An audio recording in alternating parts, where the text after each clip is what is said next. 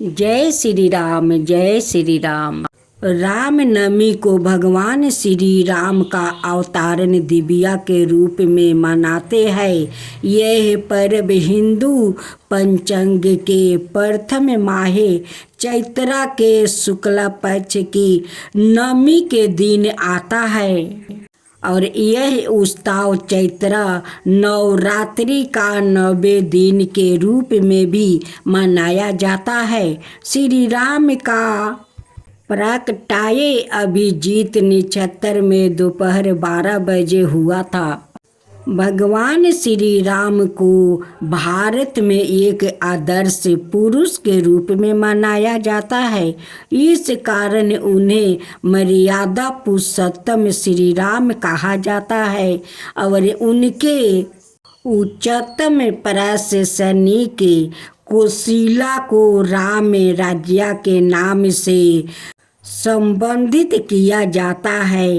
रामनवमी के दिन भक्त पुरुषोत्तम श्री रामचंद्र की जन्मभूमि अयोध्या की पवित्र नदी सरजू में डुबकी लगाते हैं और भक्त भगवान श्री राम, उनकी पत्नी माता सीता, उनके छोटे भाई श्री लक्ष्मण और श्री राम भक्त हनुमान जी से संबंधित भजन कीर्तन, रामायण पाठ, उपवास, शोभा यात्रा और रथ यात्रा का आयोजन किया जाता है। माना जाता है कि श्री गोस्वामी तुलसीदास जी ने इन दिन राम चरित्र मानस की रचना आरंभ किया था।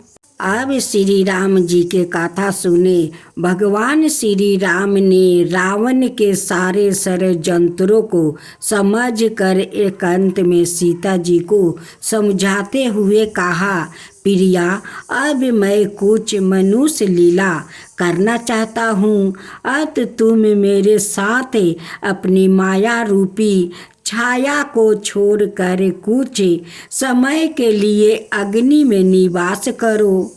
फिर मैं राक्षसों का संहार कर पृथ्वी का भार हरण करूँगा। भगवान के ऐसा कहने पर श्री सीता जी मायामयी सीता को कुटिया में छोड़कर सवाए अंतर्ध्यान हो गए। जब मरीच मायामय श्रवण मृग बन कर आश्रम के आस पास विचरण कर रहा था, तब उसे देख कर माया रूपी सीता ने श्री राम से हंसते हुए कहा, हे नाथ, इस विचित्र श्रवण मृग को देखिए। इसके शरीर पर कैसे अद्भुत बिंदु है और यह कैसी निर्भयता से विचरण कर रहा है। मैं इसके अनूप सुंदर से मोहित हो गई हूँ।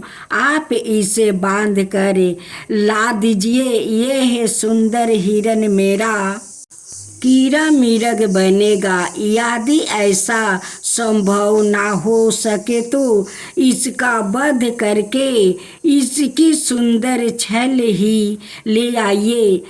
हम लोग उस पर सुखपूर्वक विश्राम करेंगे। सीता जी के अनुरोध पर बहुत अच्छा कहकर श्री राम ने अपना धनुष बाण उठा लिया और जाते समय लक्ष्मण से कहा, लक्ष्मण, तुम प्राणी प्रिया सीता की हृदय पूर्वक रक्षा करना।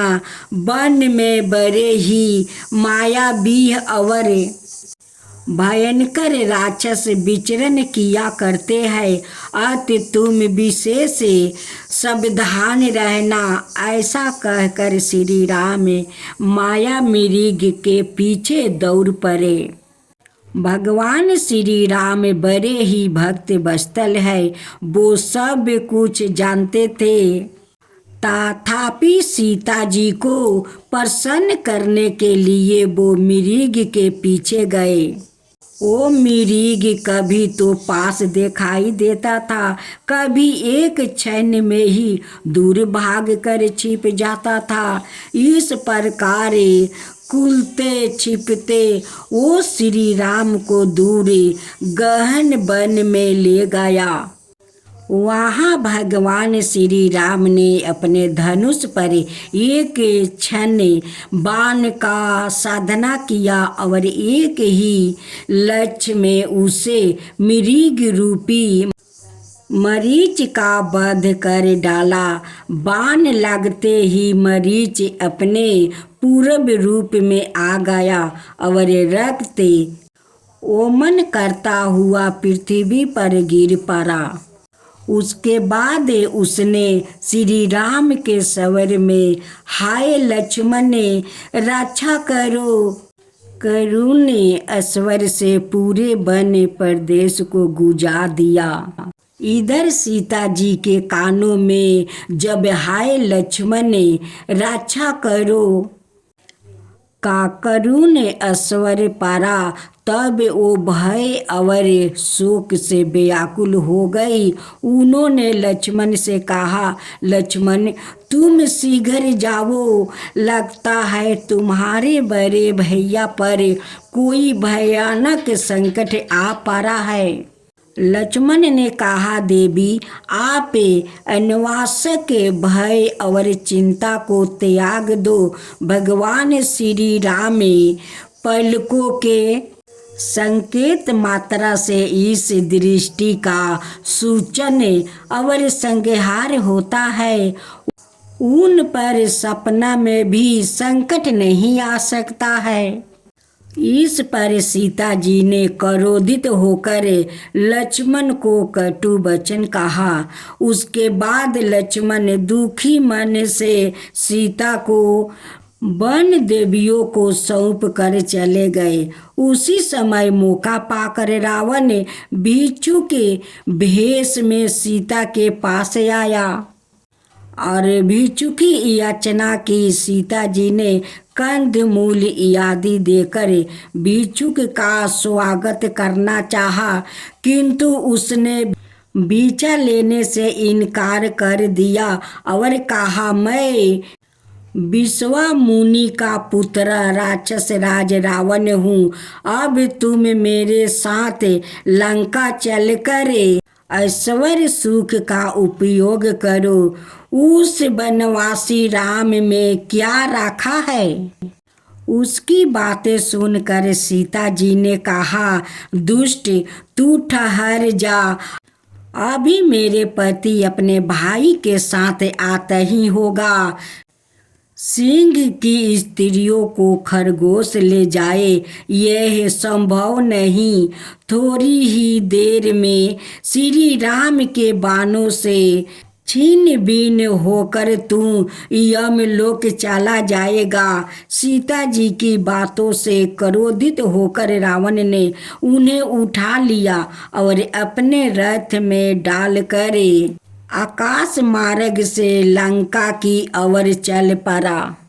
रावण का रथ पर विवश होकर भयभीत सीता हाय राम हाय लक्ष्मण कहते हुए करुणा स्वर में विलाप करती जा रही थी। गिद्धराज जटाहू कानों में सीता जी के अर्थ कांदन का स्वर पड़ा। उसने तत्काल रघुकुल तिल का श्री राम की स्त्री का स्वर पहचान लिया। उसे समझते देर नहीं लगी कि सीता जी भयंकर विपत्ति में है। क्षण मात्रा में उसने अपने कर्तव्यों का निश्चय किया और बाहु वेग से रावण की ओर उड़ चला। उसने देखा कि रावण के रथ पर सीता जी बुरी तरह छटपटा रही है। उनकी अवस्था उस समय मलेच्छ के वश में परी कपिला गाय जैसी है। जटाहू ने कहा, पुत्री सीता तुम चिंता मत करो, मैं शीघ्र आती हूँ। इस दुराचारी राक्षस का अंत करके तुम्हें इस नीच के चंगू से छोड़ा लूँगा। ऐसा कहकर वो इंद्र के वज्र की तरह रावण के रथ की और दौड़ा और रावण से कहा, रे दुष्ट खारा रहे, मेरे जीवित रहते हुए तू श्री राम की प्राण प्रिया स्त्री को नहीं ले जा सकता है। यमराज की तरह जटाहू को अपनी अवरे बढ़ते देख कर रावण ने कहा, बूढ़ा जटाहू, अब लगता है तेरा अंत समय आ गया है। तू शीघ्र ही मेरे इन तीखे बाणों से मर कर यम लोग को जाएगा। जटाहू ने क्रोधित होकर कहा, नीच राक्षस, तू मेरी सलाह मानकर सीता को छोड़ दे और कुशल पूर्वक लंका लौट जा, अनाथ भगवान श्री राम की क्रोधी अग्नि में तेरा सर्वनाश हो जाएगा। इतना कहकर जटाहू ने अपनी चोंच से रावण के बालों को पकड़ कर उसे रथ से नीचे खींच लिया। रावण पृथ्वी पर गिर पड़ा। उसके बाद जटाहू ने सीता जी को उतार कर एक अवर बैठा दिया। फिर अपनी चोंच और नाखून के प्रहार से उसने रावण के शरीर को विदीर्ण कर दिया। क्षण भर की मूर्छित के बाद रावण कृपित होकर उठा। फिर अपनी भयानक कटर से उसने जटाहू के पंख काट दिया। जटाहू श्री राम का श्रवण करता हुआ धरती पर गिर पड़ा और रावण सीता जी को पूर्ण रथ में बैठाकर उतावली से लंका की ओर चल दिया। इधर लक्ष्मण जी को अपनी ओर आते देखकर भगवान श्री राम विशेष चिंतित हुए। उन्होंने लक्ष्मण से कहा, लक्ष्मण, तुम जानकी को वन में अकेली छोड़कर चले आए। वहाँ नाना प्रकार के मायावी राक्षसों का झुंड घूमता फिरता है।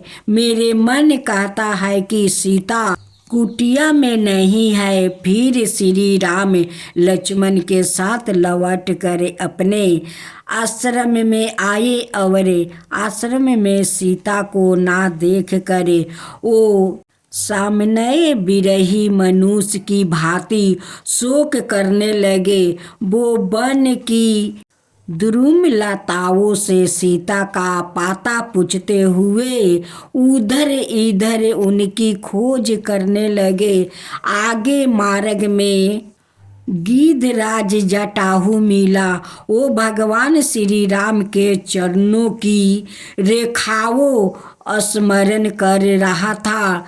रक्त से डूबा हुआ जटाहू मात्र श्री राम के दर्शनों के लिए ही अपने प्राणों को रोक रखा था। भगवान श्री राम ने उसके पास पहुंचकर अपने करकमल से उसके सिर का स्पर्श किया। श्री राम के दर्शन मात्रा से उसकी सारी पीड़ा जाती रही।